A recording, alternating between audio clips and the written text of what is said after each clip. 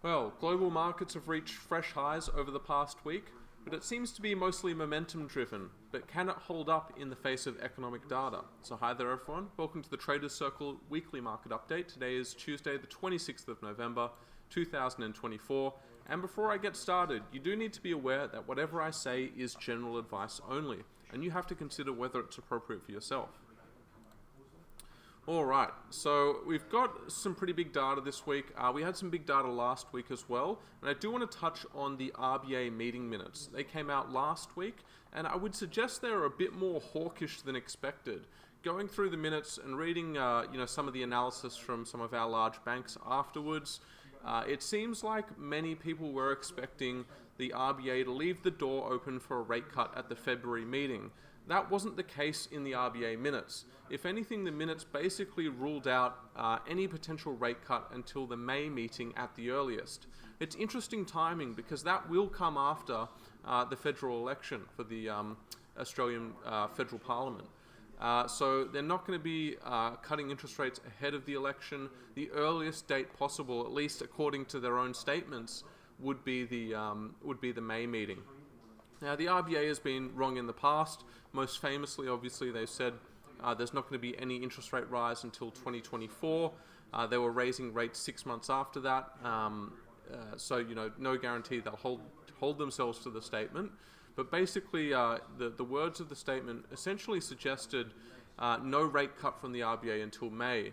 And like I said, markets had been expecting rate cuts to start around February. So the statement was probably more hawkish, pushed out those expected rate cuts a few months, basically. There was no reaction to this, though. The Australian market probably should have fallen in response to this. It didn't. It kept grinding higher, and bond yields held up. Australian government bond yields have been rising pretty strongly for the past 2 to 3 months now, though. So, they sort of already were expecting a bit more of a hawkish statement, a bit more sort of higher for longer interest rates. The other thing to note is we will see the Federal Reserve meeting minutes tonight. Now, they did cut interest rates at the last meeting, so that will be a rate cut meeting that we get the statement from. And I guess a lot of the more sticky inflation, a lot of the stronger data points actually came out after this meeting occurred. So I'm not too sure we're going to see too much of importance or too many important statements in these minutes. And instead, I think, it's basically going to be them justifying their rate cut. I do think that the rate cut was, one, a bit unnecessary, two, a bit premature, and perhaps a little bit risky with inflation remaining sticky, like I suggested, and with other economic data remaining strong. I think, especially given the case that, we've seen the Trump election, he's basically touted that he's going to do tariffs, he's going to cut company taxes. If they'd known all of that, and if they'd known the Trump election, they'd known his stated policies, I don't know if they would have cut rates then. Who knows? I'm not too sure they'll cut at the next meeting as a result either.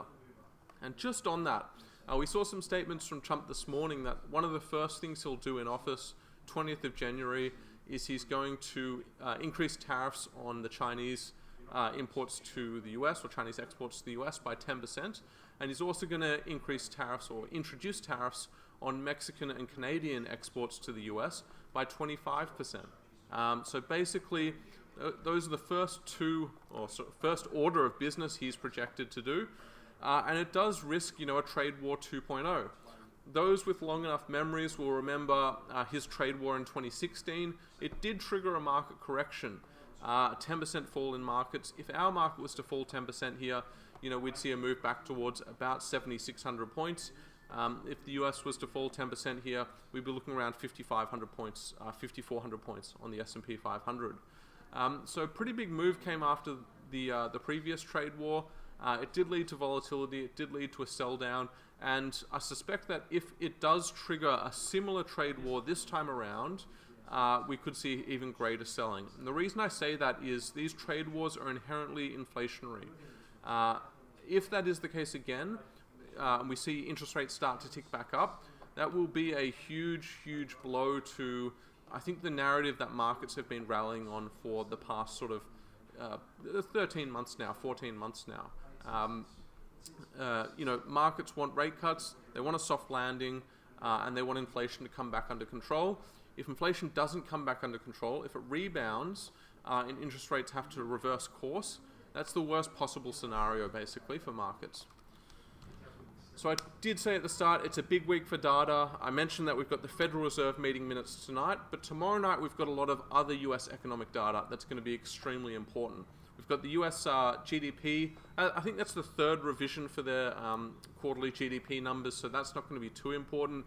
More importantly, we're going to see the PCE price data. That's the Fed's chosen measure of inflation. And like I said, inflation's remaining sticky, and at this reading, it might actually tick back up a little bit. There is a bit of risk for markets here. If inflation does start to tick back up, and we see, the expected rate cuts not eventuate, it's pretty much, I think, one of the worst case scenarios for markets. Arguably just as bad as the hard economic landing.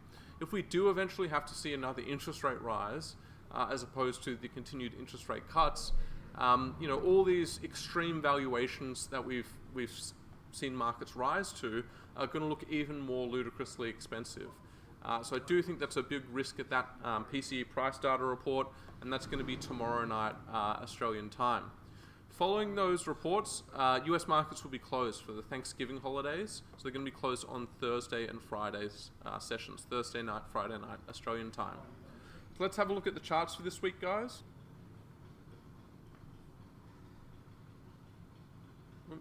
Apologies there, guys, had a bit of a technical issue. But looking at the Australian chart for this week, we can see that we've reached a fresh all-time high over the past few sessions, right around 84.50. We sort of reached a new intraday high yesterday, but we quickly reversed off that level. I think we gave up about 40, maybe 50 points from the peak. And then we've come down in today's session with the Trump tariff announcements. So that's the 25% tariffs on Canada and Mexico, and the increasing of the Chinese tariffs by 10%. That brought us back below the previous all-time high resistance, roughly 83.80, and it does mean that we're looking a little bit bearish to roughly the support level at 82.80, 8300, also maybe where this short-term uptrend line comes in. I'm not sure we're going to head back there immediately unless we see selling in US markets, however. If US markets hold around their highs, I think we'll drift sideways here.